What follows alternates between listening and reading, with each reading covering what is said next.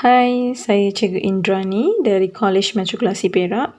Di dalam channel ini, saya akan berkongsi dengan anda berkaitan subjek Sains Komputer, fokus kepada pelajar Kolej Matrikulasi dan juga tutorial-tutorial yang berkaitan dengan IT.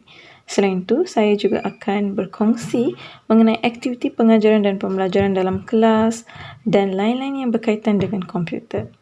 Semoga segala ilmu yang saya kongsikan ini akan dapat dimanfaatkan bersama.